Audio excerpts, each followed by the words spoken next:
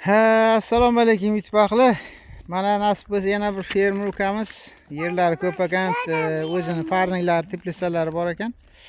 O'ziga qurt yetishtirib, biogumuz qilmoqchi bo'lyapti. Chunki biogumuz kerak paytda topa bilmayman deydi. Shunga yerlari joyi ko'p ekan, o'zi yetishtirmoqchi. Mana hozir mana bu yana yashiklarni terganmiz. Shu yerda hozir bir 40 kvadratmi qanchadir olib ketadilar boshlanishi. Keyin yana olib ketaman deydilar. Ana qurtlar ko'rsangiz ana bos olayotgan ana bos mana. Chappa qil. Ana bunga qara. Bay ko'rinyaptimi? Yaqinroq olish kerakmi deyman buni.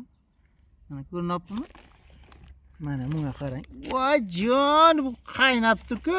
G'ajlagan piraman. Ibi bunga qara. Bunga qara. Bay. Ana shu qurtlar ko'ringizlar qanaqa juda qish. Ustini sekin supurib tashlab, yani kechqurun namini suvini berib qo'yamiz.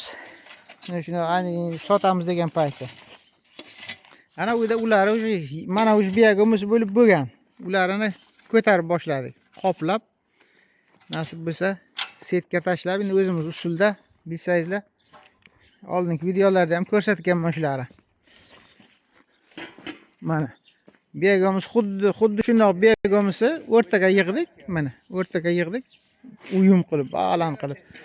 Endi hozir bu yerga setkani tashlaymizda ikki tarafiga qoplaymiz 20 kun hamma qurtlar chiqadi. Shu keyin nasib bo'lsa olib chiqib elab boshlayveramiz. Ana xudo xolasa hozir bularni yashiklarga solib chiqib yetib beramiz. Nasib bo'lsa hozir borib yerlarga olib borib joy taxlab qo'ydim. 250 kvadrat joy taxladim hozir pakka deydilar. 250 kvadrat joyi olib borib tashlash jarayonini ham olib shu videoga ulab ko'rsatamiz. Xo'p, o'zimiz ham ana sog'manmisizlar, bormisizlar? Hammaga katta salom. Xo'p, mayli, videoning davomi keyin bo'ladi yana.